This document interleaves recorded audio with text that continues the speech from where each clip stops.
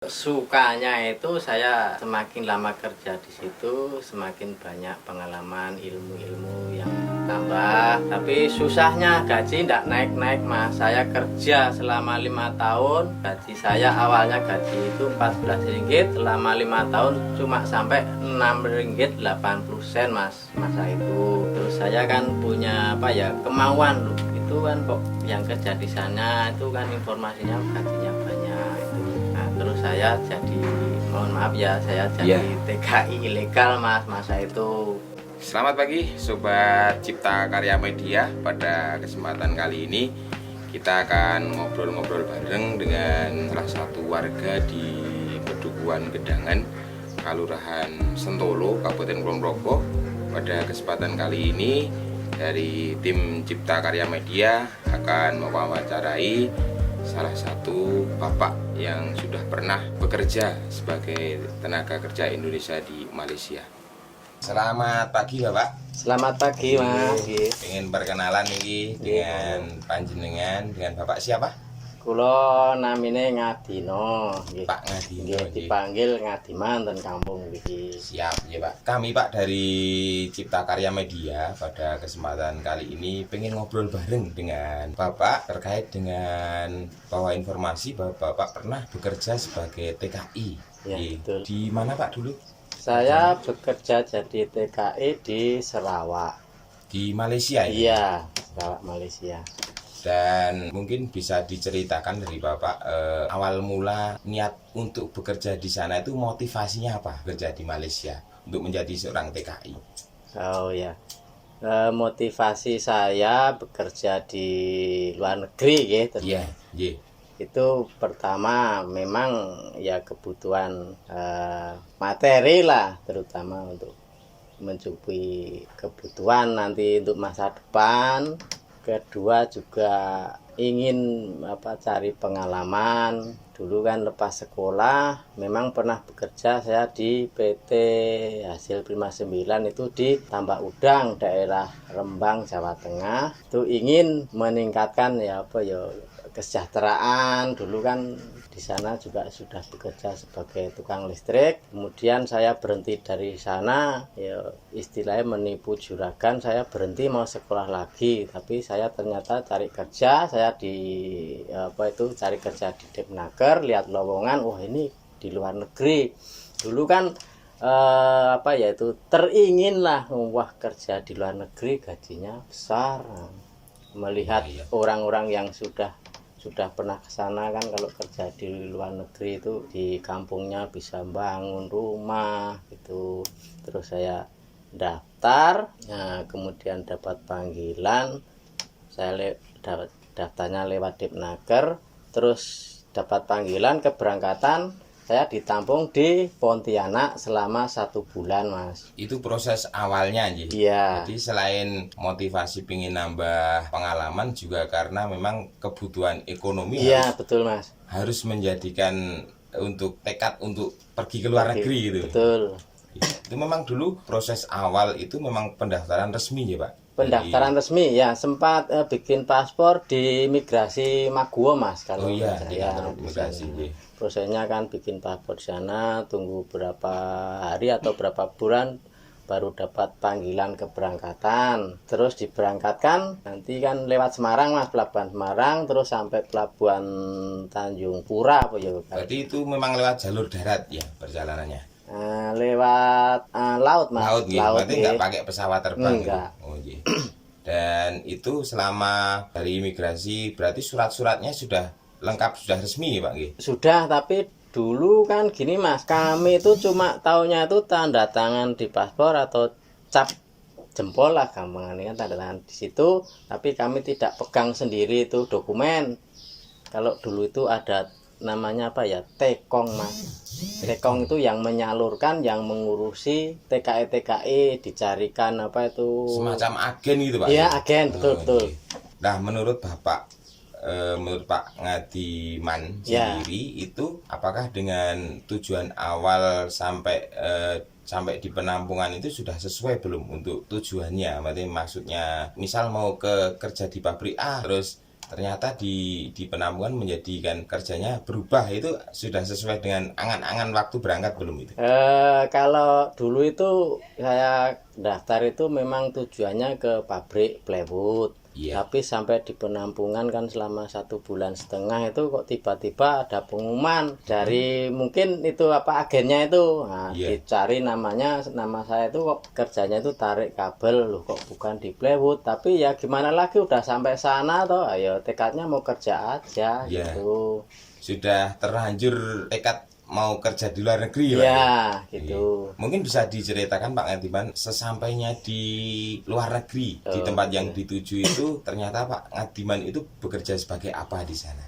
Gini Mas, saya itu kan di job tarik kabel toh, sampai sana ditampung 2 malam dulu, baru itu kerjanya di tempat apa ya istilahnya BTL. Kalau di sini kan itu saya kerja di VT Electrical Engineering kan, Kendurian berat.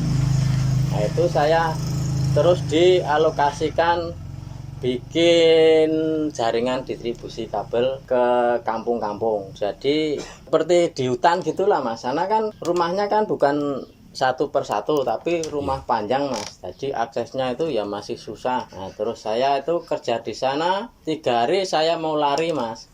Tapi saya pikir-pikir, saya itu pergi sana niatnya mau kerja cari duit lah, pulang nanti saya terus kerja apa lagi, malu lah sampai kampung. Iya. Nah terus dapat motivasi orang-orang yang sudah lama, senior kan. Nah, Iya. saya punya prinsip, dia saja kuat, kenapa saya tidak? Termotivasi dari senior saya itu, saya sampai bertahan kerja di situ. Terus saya kerja di lapangan ya istilahnya overhead kan, bukan di bawah bangunan. Iya. Nah itu sampai saya 6 bulan. Nah, yang senior saya itu nanya saya, kamu lulusan apa gitu. Saya terus bilang aja saya lulusan STM. Nah, terus kamu mau kerja di workshop? Saya enggak tahu Mas itu workshop itu apa. Ternyata bengkel. Nah terus di situ saya dapat kenyamanan ya. Tapi awal mulanya memang susah karena bahasa kan lain. Iya.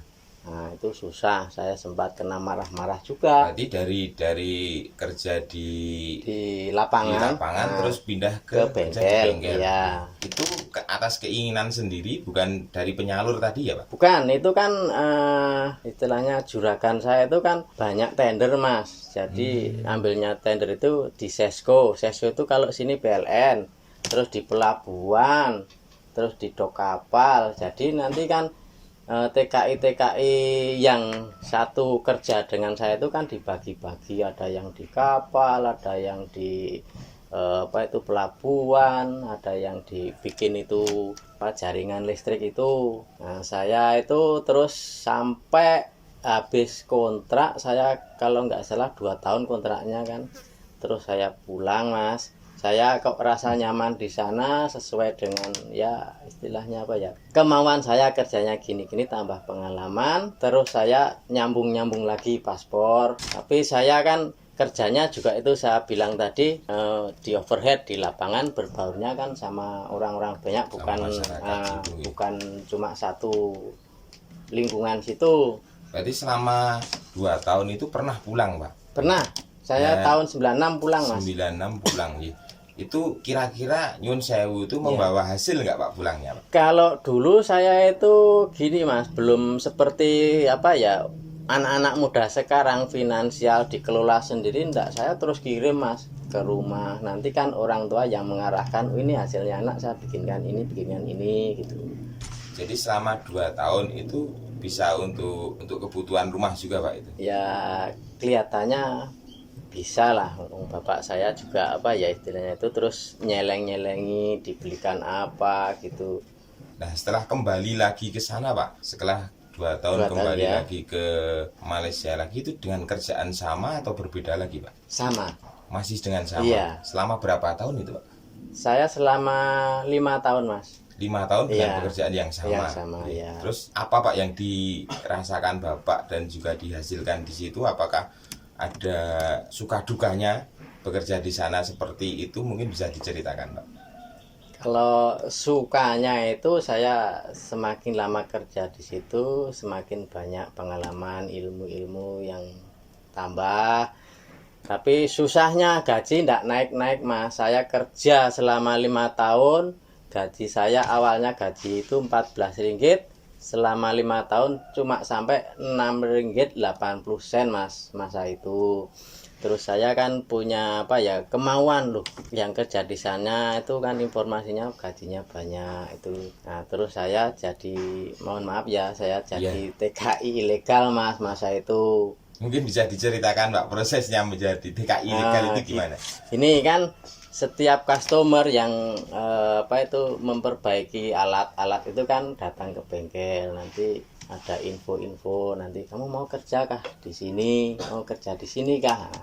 Terus saya coba masuk ke situ, tapi masa itu saya masih ilegal mas, bukti tanpa dokumen yang resmi kan. Yang dokumen resmi kan dipegang toke juragan, agennya ya, iya Pak ya. Juragannya mas, dipegang juragannya. Saya terus ilegal selama ya sekitar berapa bulan ya, kerja di ladang mas, bikin ladang sawit kan. Nah, saya selama 6 bulan itu tidak digaji, saya cuma kasih makan saja. Juragan saya ditagih, ya coro jawane kontek-kontekan pakai telepon, bos aku mau minta gaji, yo ketemu nangkin. Nah terus sampai di tempat itu rundingan, juragane bilang saya orang di duit nah, kalau mau saya bayar pakai tayar tuh ban mobil, ambillah. Nah, kan bikin marah toh, yes. Terus ikhlaskan saja lah, nggak apa itu, nggak mungkin toh saya ambil bannya. Saya posisi juga ilegal, nanti saya umpama bikin masalah nanti kan hukumannya pasti berat. Nah terus waktu itu saya dapat info kerjaan lagi, saya masuk, alhamdulillah dapat PT Juragan yang konsekuen bayar gaji. Berarti selama di 6 bulan menjadi TKI ilegal itu tidak digaji Pak berarti? Tidak digaji mas. Terus untuk makan sehari-hari gimana Pak? Nah itu cuma ambil di kantin mas, kan di PT itu kan ada kantinnya, itu ambil bahan makan di situ. Kerja tapi tidak gaji tapi dapat makan, istilahnya untuk bertahan hidup mas. Nah terakhir di sana Pak, terakhir di sana itu Bapak kerja apa Pak? Terakhir di sana? Saya kerja wireman mas, tukang listrik, tukang dinamo di perusahaan kayu balak mas. Itu juga masih dalam rangka ilegal juga posisinya? Enggak mas, waktu itu saya sudah dapat dokumen mas. Dulu kan ceritanya gini mas, tahun 94 itu para imigran dari Indonesia yang belum punya dokumen itu, kerajaan sana itu memberikan form atau blanko, siapa yang mau jadi warga negara Malaysia silahkan isi blanko. Jadi waktu itu kan dokumen KTP, surat kelahiran, kalau sana itu surat beranak, itu kan memang diberikan kerajaan.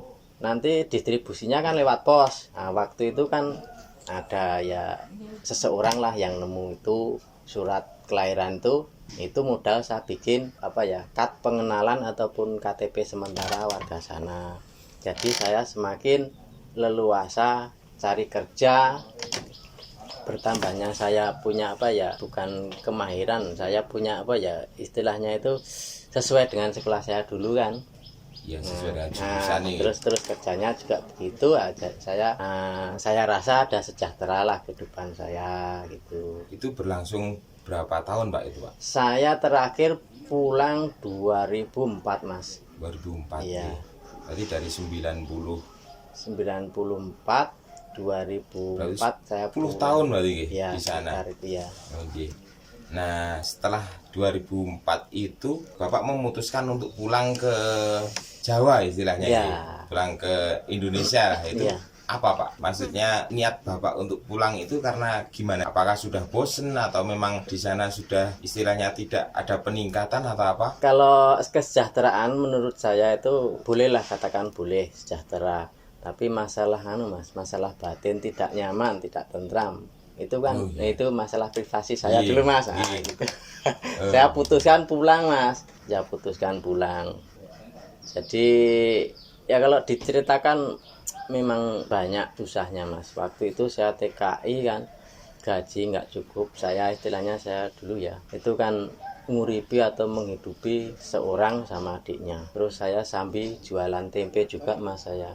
bikin tempe. Bikin sendiri? Iya, saya tak ederke ke tempat-tempat tuh yang pedagang-pedagang sayur itu kan, saya titipke gitu. Karena apa ya, kalau hidup secara sendiri bukan menghidupi orang lain, untuk diri sendiri cukup Mas sana itu. Tapi kalau sudah keluarga, kalau gaji TKI enggak cukup Mas. Makan pun saya cari sayuran di parit-parit tuh, kangkung gitu sama makan ikan. ya? Iya, ikan asin sama disambel ke udah nyaman.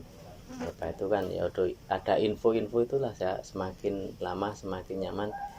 Karena apa, sesuai dengan keinginan saya, sama apa itu saya dulu juga sekolahnya itu sama terus nerus ke aja kan. Jadi boleh dikatakan bahwa Pak Ngadiman itu di sana tidak semulus dengan apa yang dibayangkan dari rumah itu tidak ya? Mas, tidak. Banyak juga di lain sisi, banyak juga cerita Mas para TKI, terutama yang perempuan, yang wanita itu. Kalau lewatnya itu secara tidak resmi, istilahnya agen ataupun agen yang kurang berkompeten atau tidak tanggung jawab itu, nanti bayar dapat majikan yang tidak tanggung jawab Mas. Kena siksa Mas, kena siksa. Kalau perempuan gimana lagi kan, bukan seperti laki-laki kan, begitu kan dapat lawan.